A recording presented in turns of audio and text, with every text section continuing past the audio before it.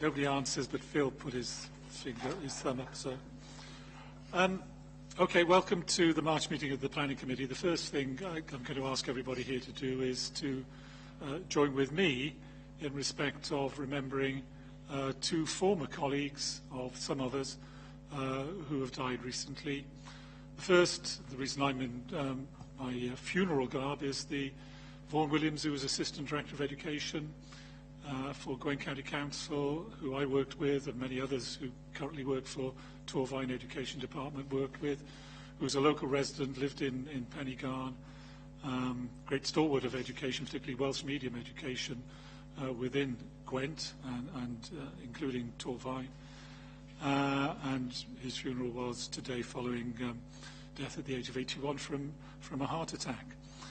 And the other, of course, is former councillor Agnes McGill, who died on Monday or Sunday, I think. She had been the member for Coediva Ward for a number of years until she was beaten in the election of 2008.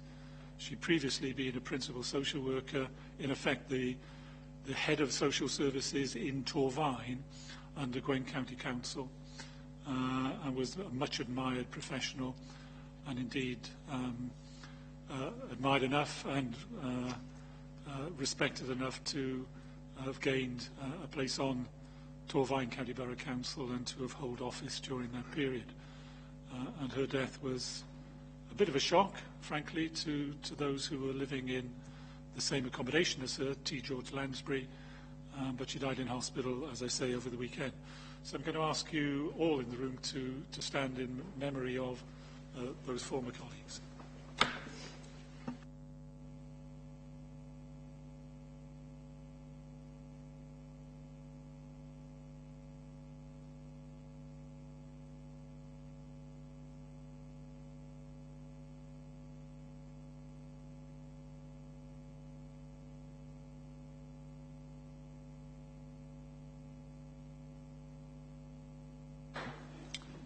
Okay, welcomes, attendance and apologies. Rachel, can you announce the apologies, please? We have apologies from Councillors Crick, Evans, Taylor, Powell and Burnett. Any other apologies? Phil? Councillor Len Constance and Councillor Neil Wade. Thank you. And also Councillor Pam Cameron. Oh, right, thank you. Standing. Okay. I should say, particularly for our visitors, welcome.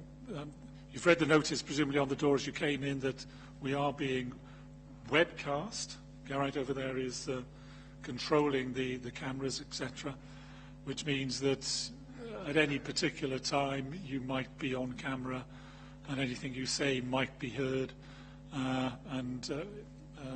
Just to be aware of that, really, and I'm sure there's no need to ask you to moderate your language. I'm sure you will anyway.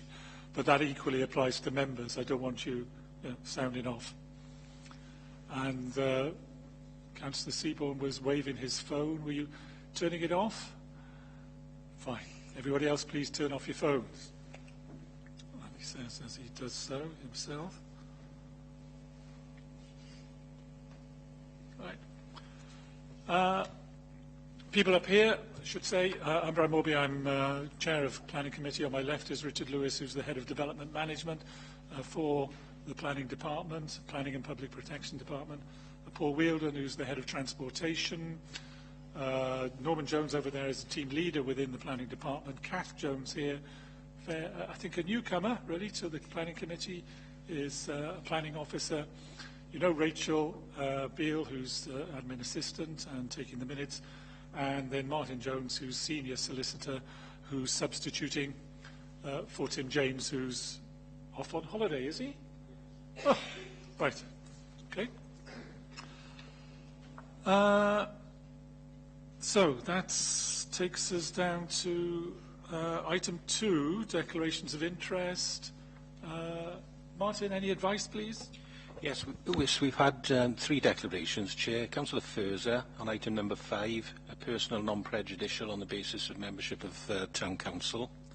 Councillor Parish in respect of item 6, personal non-prejudicial on the basis of membership of the Community Council, and Councillor Davies in respect of item 7 on the basis of membership of Croescailloch Community Council.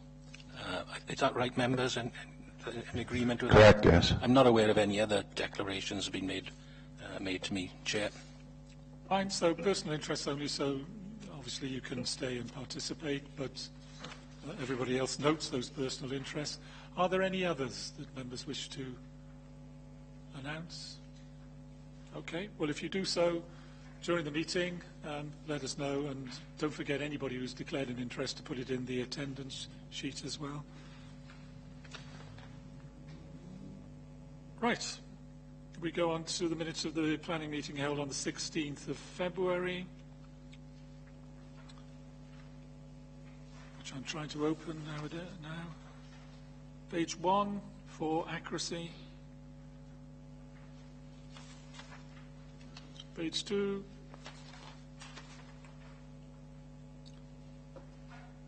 And page 3. You're all happy that those are a Move true those, record? Chair. It's been moved. That's agreed. Yes, thank you. Are there any matters arising from those minutes which members would wish to raise? Page 1. Page 2. Page 3. Good. Right. Moving on swiftly then to item 4.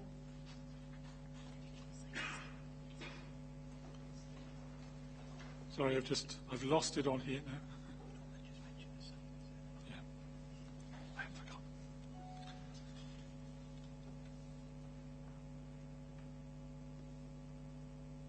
Item 4 is planning appeals. You notice that one was in our favour and the other was against. Any comments? You happy just to receive that report? Move that, Chair.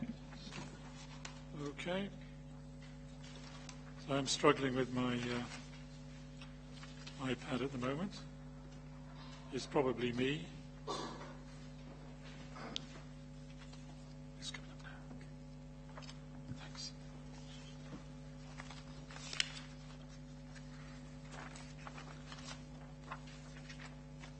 Right. Item 5 then is change of use of former office property to dwelling house at 15 Broad Street, Glenavon. It's not, well, you've had the report, hopefully you've read it. It's not intended to make a presentation in respect of that one. Anyone wish to comment or ask a question? Councillor Furzer? Thank you, Chair. I'd like to fully endorse the findings of the report, and if there's no discussion, I propose we accept officers' recommendations. Okay, is there any discussion? Does anybody wish to discuss any aspect of the report? If not, Chair, I will second that. So it's been moved and seconded that the application in accordance with the recommendation be refused. All those in favour, please show. That's unanimous. Thank you very much. Item 6 is the amended application with alterations to the construction of a 2-metre wide ramp path linking George Street to the National Cycle Route. Again, any comments or questions in relation to that? Councillor Ashley?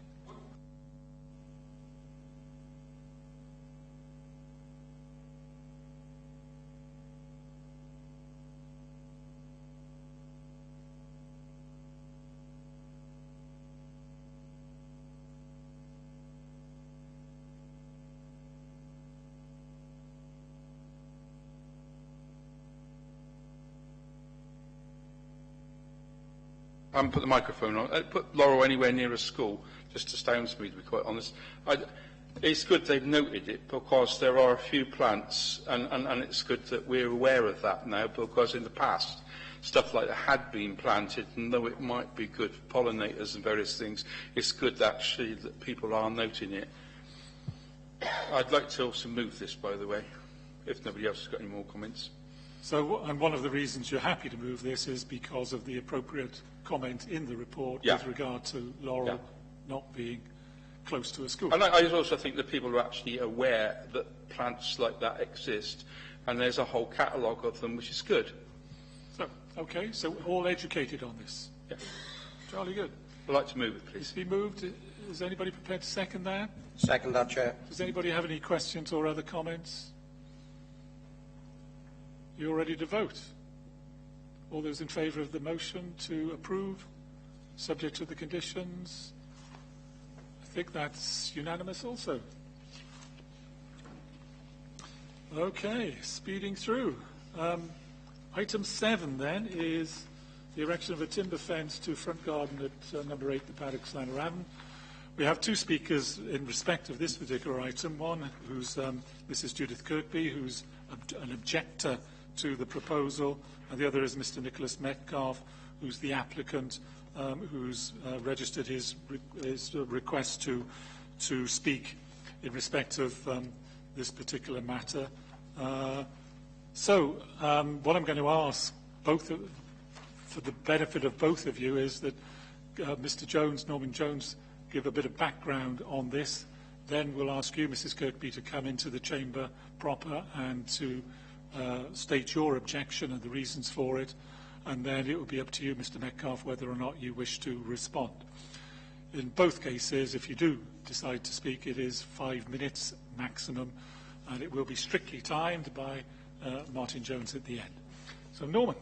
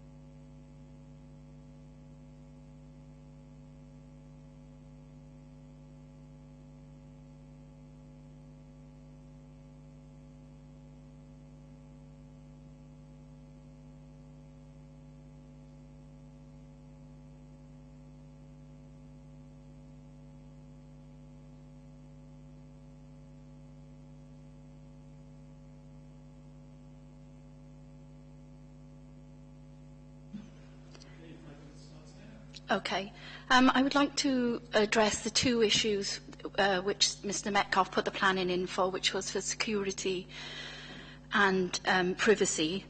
The owner of the Paddocks chose to raise the garden level by 1 metre. I'm not quite sure where you got 20 centimetres from, but I actually observed him, as did other neighbours, use dumper trucks and diggers to bring massive tons of soil from the back of his house to the front to raise the garden.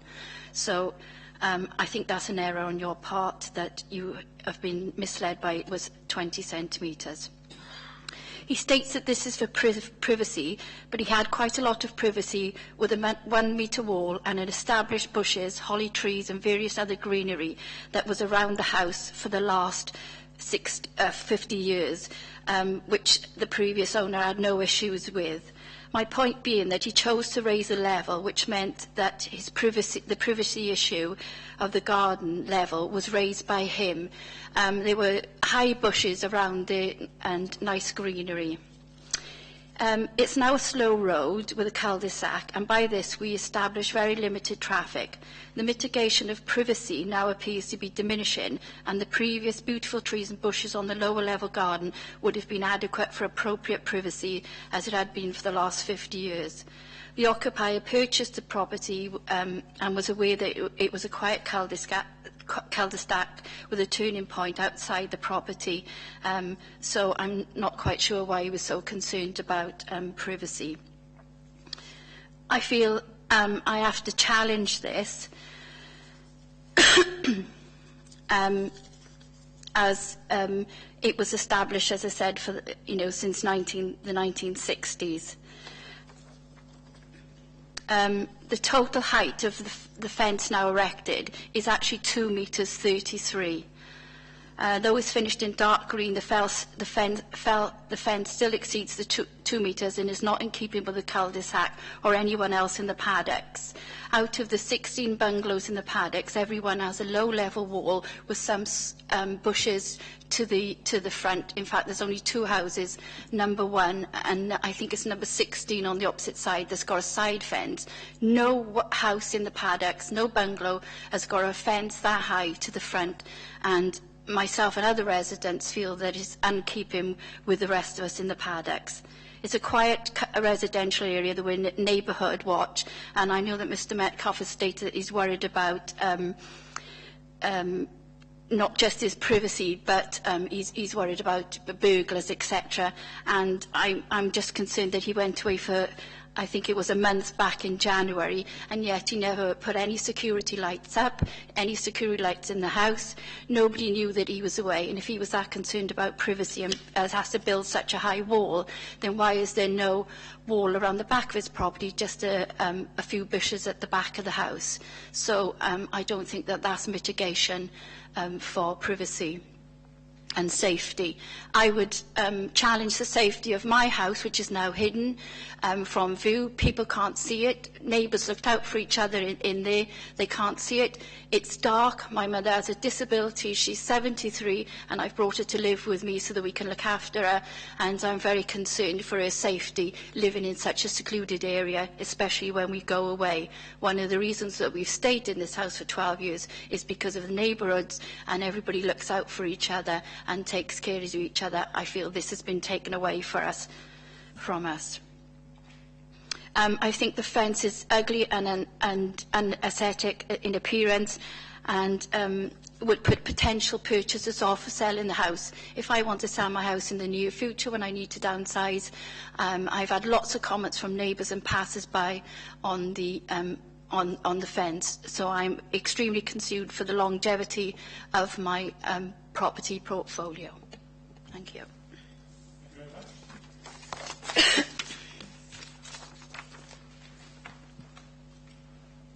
Mr Metcalfe, if you wish to respond, by all means, come down.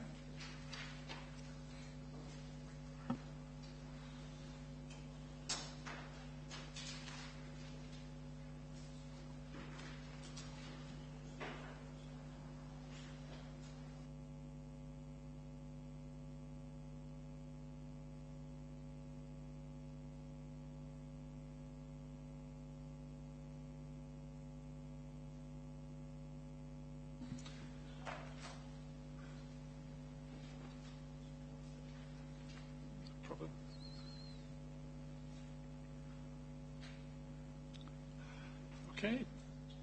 Save again, if you could put the microphone on and then commence. Thank you.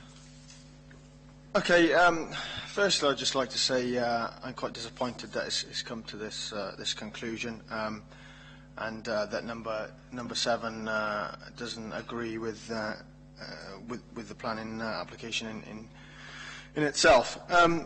Number of issues there raised by number 7. I don't agree with a lot of what was mentioned there. Firstly, about I like to say about screening and being kind of cornered into the to the cul-de-sac. I didn't design the way the streets laid out. There's a fence line that's not in question to the planning application, where there's planting all the way down, planting of trees and bushes and shrubberies all the way down to the end of the garden. And in full bloom now in April, that will totally screen their bungalow off from the rest of the street. So the fence, whether my fence is up or down, has totally no significance whatsoever.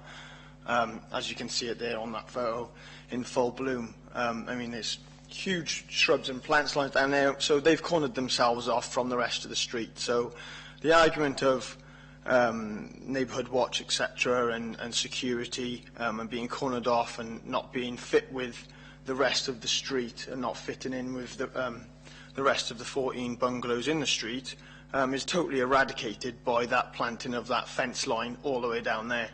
And that's just basically the layout of how the 14 houses have been built on that street.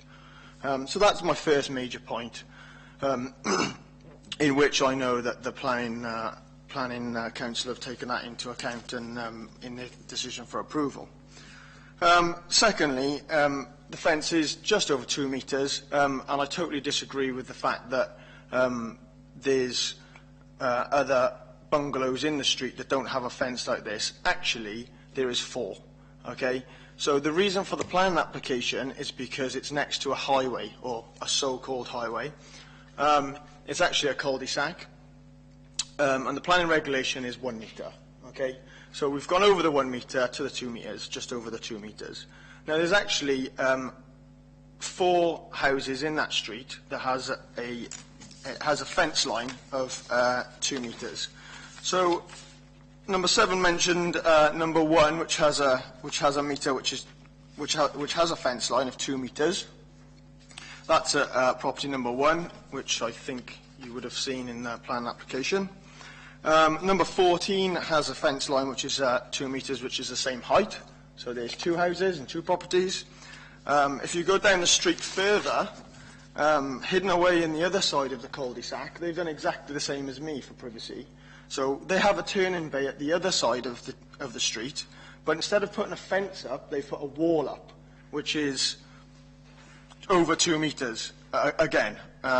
So there's a wall at the other end of the cul-de-sac. So there's 3, and the 4th one is as you come up into Paddock Rise into just show it now. As you come up Paddock Rise, the house on the corner, which I don't know off the top of my head what number it is, but that also has a fence which is 2 metres, which is on a highway or next to the road.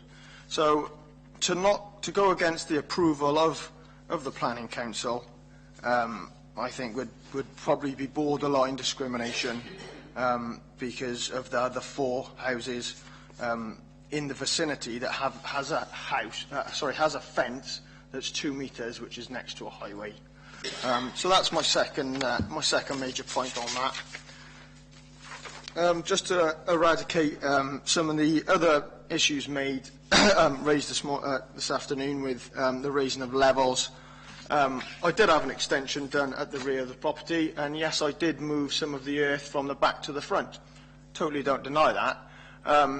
There was a significant difference in levels from the bottom of the garden. 30 seconds, Mr. Metcalfe, please. From the bottom of the garden to the top of the garden. It wasn't hundreds of tons, as explained.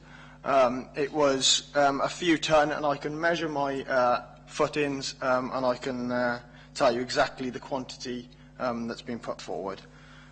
So yeah, I mean, I've probably run out of time now. But yeah, that's pretty much as much as I want to say on that. Thank you very much, then. Thanks. If you don't mind returning to the gallery or wherever you want to go.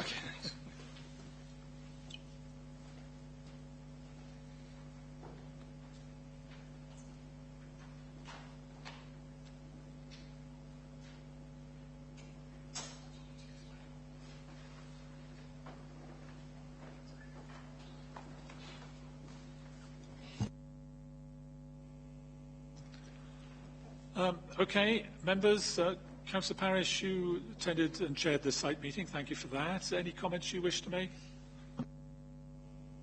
Well, I'd like clarification from the planning officer exactly, you know, what height is there and what is, you know, approved of.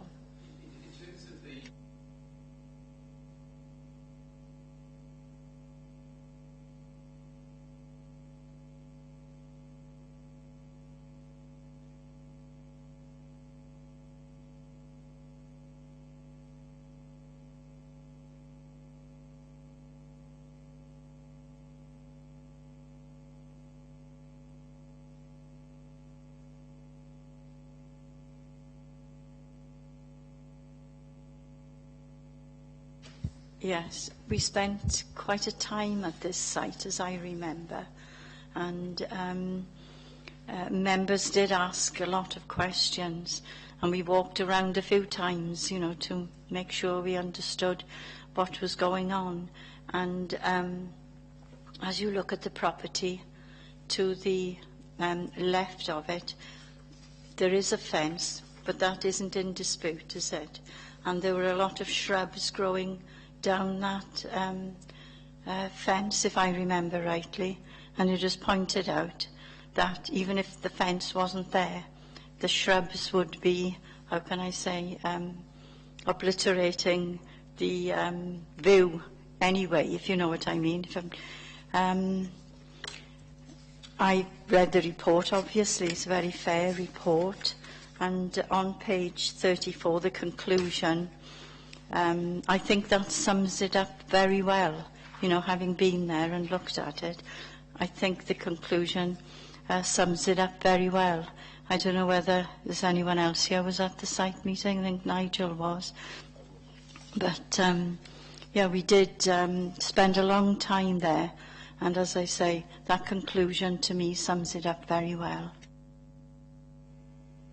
Okay, Councillor Seaborn. Thank you, Chair. If I could ask the planning officer, just a couple of questions.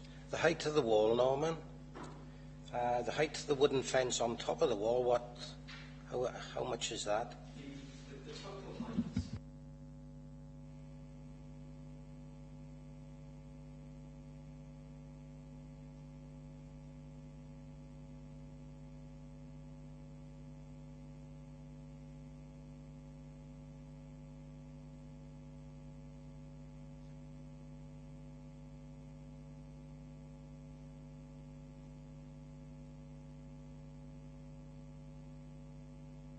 Thank you. And if I could come back in there, Chair, if I could ask, who maintains the road? Is it an adopted highway by a TCPC?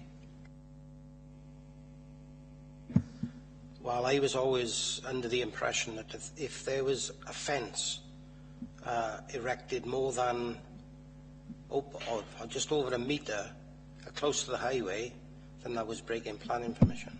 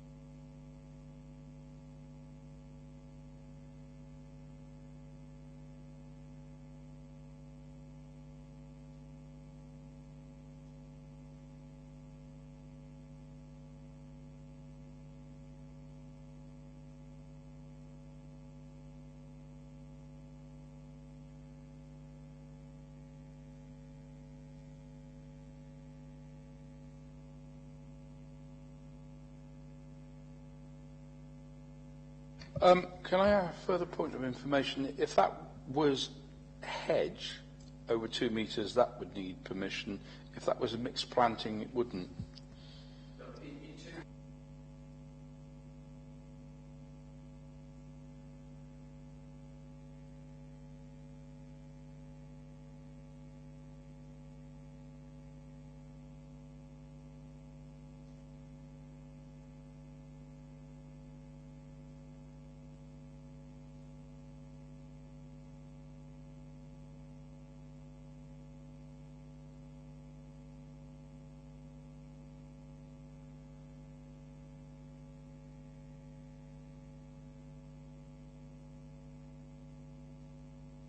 So if I can, Chair, if I could just come back in. So you are saying that it is a breach of planning control? Yes. Yeah. The application is seeking to raise. Because we all know about fencing at the moment. Okay. I got a question, because I wasn't on the site visit, but the boundary fence, which we can see in that photo, that's anything up to 2 metres high, presumably, which would be the limit, but that doesn't need planning permission as such, because it is boundary fence rather than a related to a highway fence. Is that fence actually at the same height as the fence we're now considering? It is roughly at the same height in terms of the drop of the land in terms of that. There's actually probably a maximum of 1.5. Well, I mean, from if you ran a plane across it, then it would be roughly the same height. Okay. So I'm not talking about the height from the ground where it stands. No, I'm talking about the height in relation to the earth as a whole. That fence visually ties in with the top of the fence, which requires planning permission.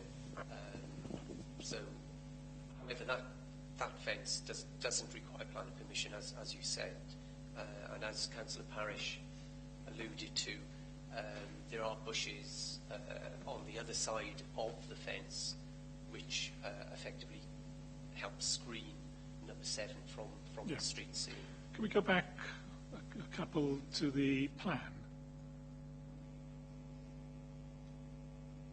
So that's the fence in question, but the fence adjacent to that is 2 metres, and whether we like it or not, that is legal. It's not subject to planning control, because my impression would be that it's the boundary fence which causes the problem, if it is a problem, for number 7, in terms of it not being able to see down the lane or be seen from the lane. I'd agree with that, Chair, and we haven't got control over that, subject to being under 2 metres in height. And the fence we're talking about is actually masking that fence from the point of view of the lane. Yes. Okay. Thank you. Mr. Seymour. Thank you, Mr. Chairman. The brown fence is not in question, really, is it? The height of that fence. No. But the height of the fence being shown there now, the black and white one, the wall and the fence, is. I'm sorry, but I cannot support this application. It's in breach of planning control, and the fence is more than the permitted height level, close to a highway. Therefore, I would like to object to this application. Well, you can make a motion to that effect, if you like, that the motion is to refuse the application on the grounds that it is in breach of normal permitted development because it is in excess of whatever the regulation height is. Okay, so that's your motion. Thank you, Mr. Chairman. Or something, words to that effect. They'll be tidied up if needs be. Is that actually seconded at this stage?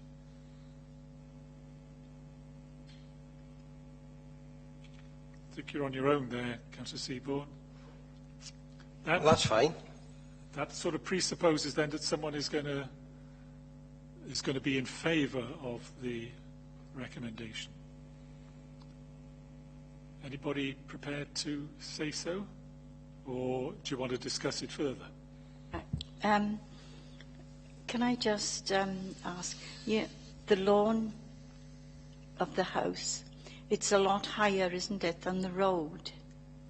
Is that right, what I can remember? The garden in the house is a lot higher than the road. So from the garden, the fence isn't as high as it looks from the outside, is it? No, the maximum height of the fence reaches a maximum height of 1.35 metres internally. That's what. I was just trying to make the point that the problem Mrs. Kirkby related to, which is the lack of being able to be seen and to see down the lane is not going to be resolved by reducing the height of the fence that we can see in the foreground there, because the boundary fence is still going to be the same height and there's nothing we can do about that. And in terms of visual impact, having the fencing at roughly the same height, which has been confirmed, seems to me to be more appropriate than having stepped fencing or other arrangements. So, but I'm in your hands. But off the highway, Mr. Chairman, that fence is too high. It's breaking the highway rule. Is that right? Thank you, Chair. There is a requirement for any fence adjacent to the highway that's over a metre to apply for planning consent. As Norman said, this is retrospective. So we as a highway authority need to look at this in that, does it cause us a problem or a significant problem from a highway perspective? The answer is no, it doesn't. It's at the end of a cul-de-sac where speeds are very low. I understand that you need planning consent for it, and that's what they've applied for. So then the question is, would the highway authority oppose that planning application? We didn't oppose it. So I hope that clarifies it through Councillor Seaborn. Thank you. Thanks, Paul. Okay. Anybody else wish to discuss it? Councillor Parish? Yes. There are other properties in this area with fencing. So this isn't setting a precedent, is it, in this location? I think it's, again, it's each case on its merits. It is at the end of the cul-de-sac, and that is quite a significant consideration in our recommendation. So, it wouldn't set a precedent, no. And I think Mr. Metcalfe referred to some other properties, and indeed the report, to sort of back up what Mr. Metcalfe says, refers to other properties which have fences or walls or structures higher than the normal metre adjacent to the highway. Okay. Councillor Parish. I'd like to move that we approve this application. Is that seconded? Okay, you ready to vote? All those in favour of the motion to approve, please show. That's 5 in favour. Those against? Any abstentions? 1 against and 1 abstention. Fine. That is carried. Thank you very much, both. Sorry, Mrs. Kirkby, but that's democracy for you.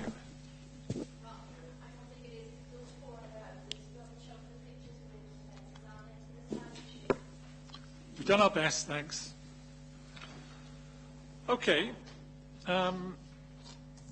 That virtually concludes the meeting, except to say that 2 things, really. One is that at the meeting in April, it is possible we'll be asked to deal with the Barteg Hill Land Reclamation and Coal Recovery Scheme.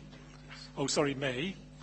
In preparation for that, what we actually need to do is get to know a bit more about the site and what the issues are. So it is intended to have a site visit on the 13th of April at 1:30, leaving the Civic Centre, where we'll go by appropriate transport to have a look at these particular issues.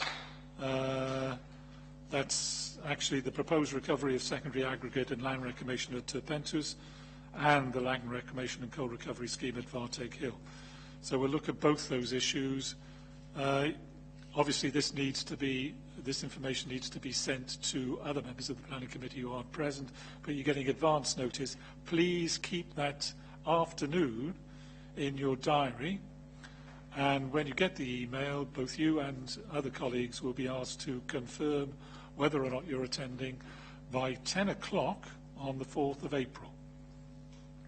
So, diaries for the 13th of April, 1:30, leaving the Civic Centre, probably not back here till 4-ish, I would have thought. and you need to let us know before the 4th of April, just after Easter, well, no, a few days after Easter, as to whether or not you wish to go. Councillor Seaborn. Thank you, Mr. Chairman. Can I give my apologies for the 13th? I'm going on my honeymoon.